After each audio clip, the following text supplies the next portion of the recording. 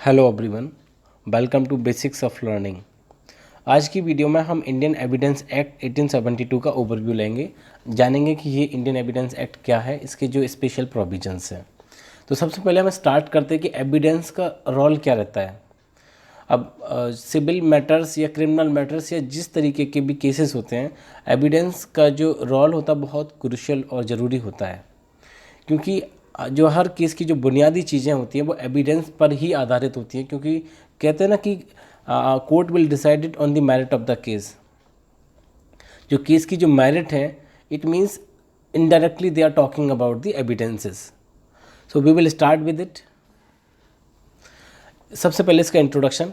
Total 11 chapters हैं जो कि 167 सेक्शंस में डिवाइडेड हैं। और मैंने जैसे बताया था कि जो पहला सेक्शन होता है पार्ट 1 का, प्रिलिमिनरी वाला, जिसमें कमेंसमेंट डेट का कब से प्रभावी होगा, कहाँ पर अप्लाई होगा, क्या इसका नेम होगा, वो सारी चीज़ें रहती हैं।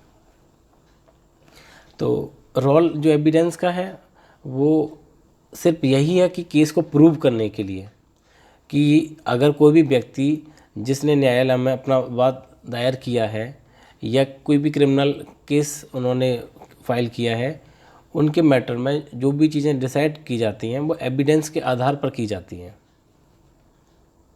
तो इसके बाद समझेंगे जो कुछ वर्ड हैं, प्रूफ क्या होता है और एविडेंस क्या होता है।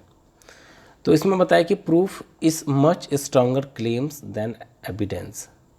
मतलब होता है कि जो प्रूफ होते हैं वो एक अधिक मजबूत दावे होते हैं एविडेंस की बजाय।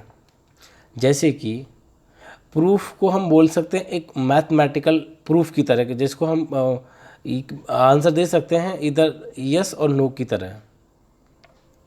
और evidence is a wider term, it can be इधर वीक और स्ट्रॉन्ग। ये सबूत जो एविडेंस जो है वो मजबूत भी हो सकते हैं और कमज़ोर भी हो सकते हैं। Proof you can have answer in positive और negative, you don't have in between. फिर है इसके बाद एडमिशन क्या होता है। देखिए कुछ वर्ड हैं जैसे कि एडमिशन, कन्फेशन, जो कि बहुत ज़्यादा ज़रूरी रहते जानने के लिए, क्योंकि सबसे ज़्यादा ज़रूरी तब रहता है जब किसी भी व्यक्ति को कस्टडी में ले जाया जाता है, पुलिस कस्टडी में या जुडिशियल कस्टडी में, जब उनका कन्फेशन किया जाता है या एडमिशन, वो एडमिट करते हैं कि हाँ ये चीज़ हमने की है। तो जो लीगल प्रोविज़न है वो ये रहते हैं कि किसी भी व्यक्ति को जब तक उसका दोष सिद्ध नहीं हुआ है, जो भी अपराध के आरोप उस पर लगे जब तक सिद्ध नहीं आए, तब तक उसको निर्दोष समझा जाता है।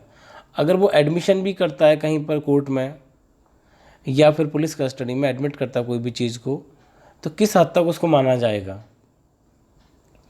तो एडमिट कहते हैं कि उसको जो पुलिस कस्टडी में जो टॉर्चर होता है उसके बाद उसने एडमिट कर लिया कि हाँ मैंने ये क्राइम किया, या किसी भी तरीके की कंडीशंस के साथ, तो कब चीज़ें एडमिसेबल होंगी कब नहीं।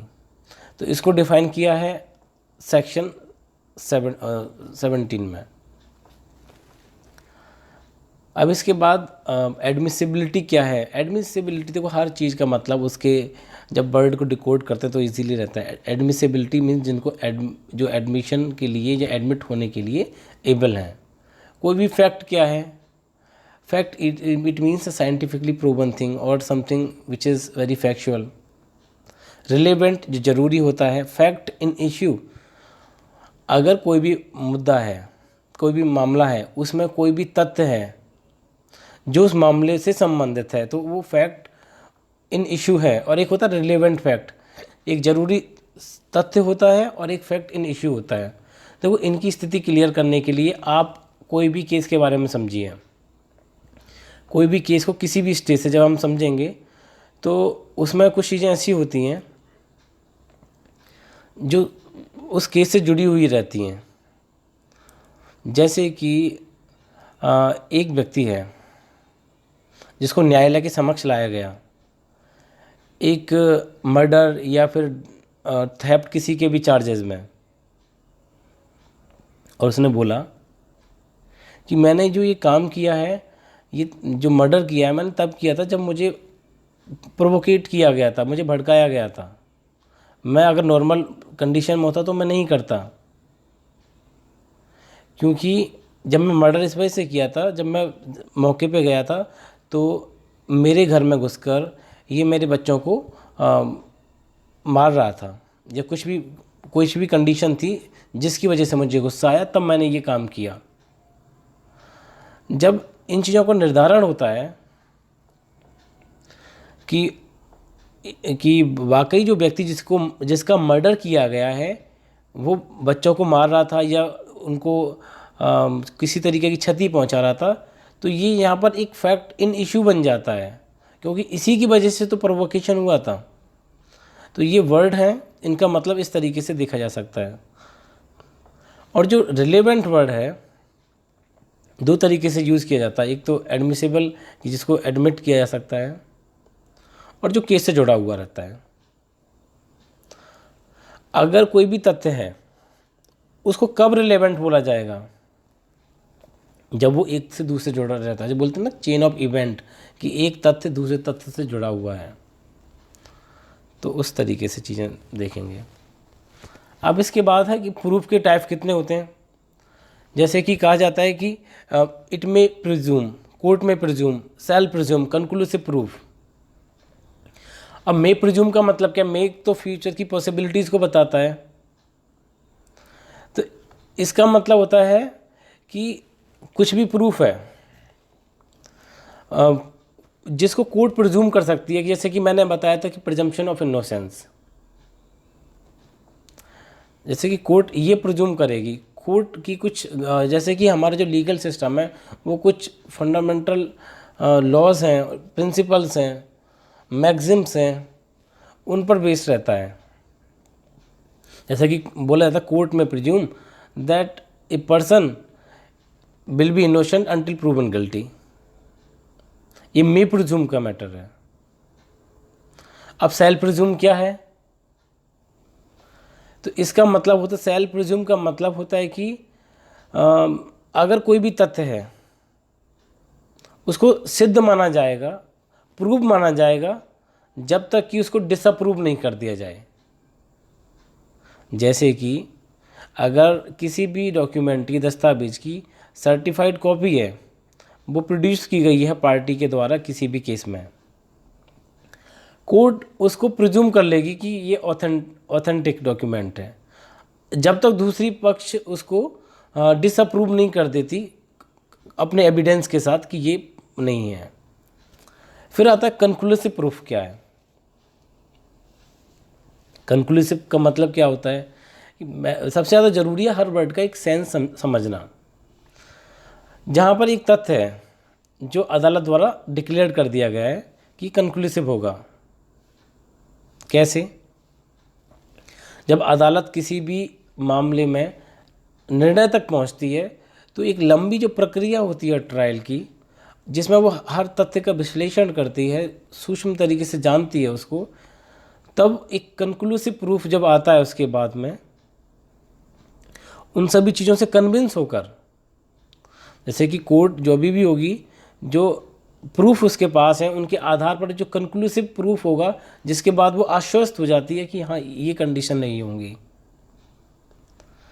जैसे कि एक उदाहरण से समझिए कि किसी भी बच्चा है जिसका जन्म हुआ शादी के बाद, तो ये कंक्लूसिव प्रूफ होगा कि वो लेजिटिमेट बच्चा है, क्योंकि शादी के बाद जो जेस्टेशन पीरियड है, उस जो पीरियड के बाद में होता है, तो तब भी बोलेंगे कि लेजिटिमेट है। तो ये कंक्लूसिव प्रूफ है। तो इसके बाद हम समझेंगे सोर्सेस ऑफ एविडेंस। जो एविडेंस है उसके सोर्सेस कौन कौन से होते हैं? प्राइमरी और सेकेंडरी, जहाँ पर हम इनको हिंदी में बोलते हैं प्राथमिक साक्ष्य और द्वितीय साक्ष्य। प्राथमिक साक्ष्य को अधिक वरीयता दी जाती है और द्वितीय साक्ष्य को कम वरीयता दी जाती है उनकी कंपैरेटिवली। इनके बारे में जो प्रोविज़न लिखे हुए हैं उनको हम डिटेल्ड वीडियो में आगे समझेंगे। ये सिर्फ ओवरव्यू वीडियो है जिसमें मैं सिर्फ ज़रूरी चीज़ों को बताऊंगा जो चीज़ें लॉ में हैं। अब हम सेक्शन 101 के बारे में जानेंगे, जिसमें लिखा है बर्डन ऑफ प्रूफ। बर्डन का मतलब क्या है कि भार, और प्रूफ का मतलब सिद्ध करने का भार किसके ऊपर होगा।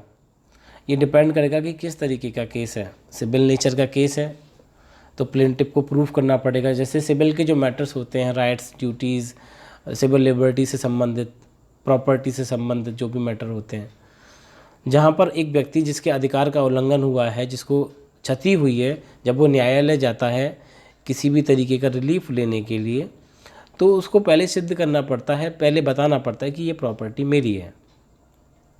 वो ओनरशिप को कैसे प्रूव करेगा, वो अपना पोजेशन को कैसे प्रूव करेगा, टाइटल कैसे प्रूव करेगा, ये बर्डन ऑफ प्रूफ वाली चीज़ें हैं, प्रूफ करना पड़ता है उनको।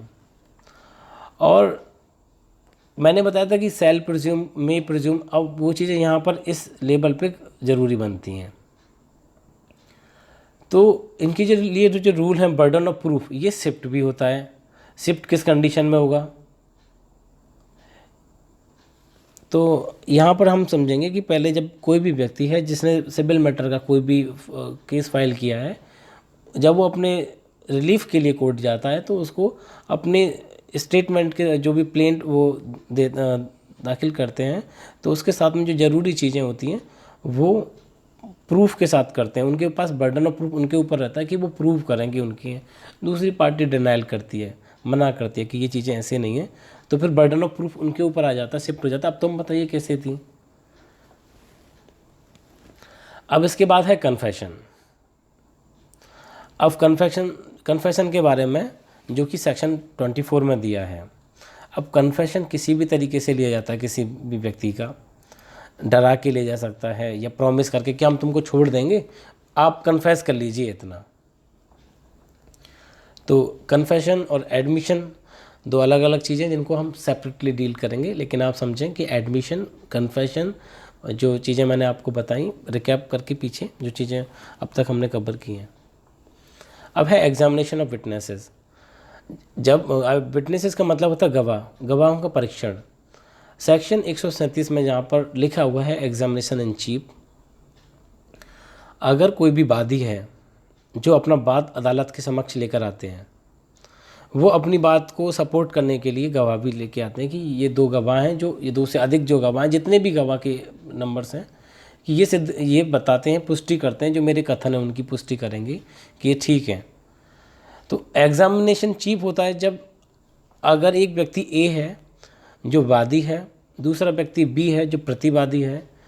जो वादी है उनके जो वकील हैं, लॉयर हैं, वो उनका एग्जामिनेशन करते हैं, जो अपने स्टेटमेंट को, जो प्लेंट में उनके लिए वादी का जो भी वाद है उसकी पुष्टि करते हैं। फिर उसका क्रॉस होता है, क्रॉस एग्जामिनेशन जो दूसरे लॉयर करते हैं, बी के लॉयर करेंगे ताकि वेरीफाई करें, क्योंकि एक स्टेटमेंट को क्रॉस होके तो वेरीफाई होगा, तभी वो एक कंक्लूसिव प्रूफ या जो भी चीज़ें बनेंगी, कोर्ट जिसके आधार पे फाइनल डिसीजन देगा, क्योंकि वेरीफाइड हो जाएगा वो क्लेम। फिर इसके बाद है लीडिंग क्वेश्चन। देखिए, लीडिंग क्वेश्चन का मतलब होता है कि जब अदालत किसी भी क्वेश्चन पूछती है, अदालत नहीं, लॉयर पूछते हैं, एनी क्वेश्चन जो सजेस्ट करता है अपने आप में एक आंसर, जिनके साथ एक आंसर खुद से जुड़े होते हैं, लीडिंग क्वेश्चन। अब क्वेश्चन के साथ मैंने बताया एग्जामिनेशन इन चीफ, फिर उसके बाद क्रॉस जो दूसरे पक्ष पूछते हैं, फिर री एग्जामिनेशन भी हो सकता है अगर कुछ ज़्यादा ही जनरल रूल है कि क्रॉस तक काफ़ी है, रेयरली कभी करते हैं। अब होता है डाइंग डिक्लेरेशन। डाइंग मतलब मरते समय घोषणा करना। जैसे कि आपने उस केस में सुना होगा जो हाथरस कांड था, कि मृतक ने अंतिम समय पर बताया था कि उसके साथ रेप हुआ था, उन 4 लोगों ने रेप किया था। तो वो एक डाइंग डिक्लेरेशन था कि मृतक ने मरते हुए समय ये घोषणा की थी। उसके लिए प्रोविजन सेक्शन 32 में दिए हुए हैं। अब वो चीज़ें कितनी मानी जानी चाहिए, क्योंकि जो डाइंग डिक्लेरेशन होती है वो किसी भी व्यक्ति को कन्विक्ट करने के लिए काफ़ी रहती है, किसी भी व्यक्ति को प्रोसिक्यूट करने के लिए, क्योंकि ये इसकी जो एविडेंशियल वैल्यू होती है वो अधिक होती है। और क्योंकि ये कहावत है और ये माना जाता है कि जब कोई व्यक्ति मरता है तो वो मरते समय झूठ बोल के नहीं जाता। एक्सपर्ट एविडेंसेस, एक्सपर्ट जो कि सेक्शन 45 में डिफाइन है। एक्सपर्ट का मतलब जो विशेषज्ञ हैं, जैसे कि डॉक्टर हैं, या किसी भी केस में अगर कोई चीज़ें जुड़ी हुई हैं साइंटिफिक तरीके से, या फिर और किसी भी एक्सपर्ट की ज़रूरत है, विशेषज्ञ की ज़रूरत है, तो उनके द्वारा जो एविडेंसेस या चीज़ें दी जाती हैं उनको हम एक्सपर्ट एविडेंस में देखते हैं। हियर से देखो, विटनेस कई टाइप के होते हैं। एक आई विटनेस, जिन्होंने घटना को अपनी आंखों से देखा, जिनको बोलते हैं चश्मदीद गवाह। दूसरे होते हैं हियर से विटनेस, जो सुनी हुई बातों को बोलते हैं। विटनेस को डिफाइन किया है सेक्शन 118 से 134 तक, जो भी बताया मैंने। ओरल टेस्टिमनी, ओरल मीन्स मौखिक रूप से गवाही, सेक्शन 60। ओरल टेस्टिमनी, ये इसमें दिया है कि ये चीज़ें डायरेक्टली होनी चाहिए। एविडेंस के जो जितने भी रूल हैं, जो भी प्रोविजंस हैं, ये उन सभी का ओवरव्यू है। तो ये जो चीज़ें हैं इनको हम एलैबोरेट करेंगे जब हम एविडेंस की वीडियो बनाएंगे। Okay, thank you for watching this.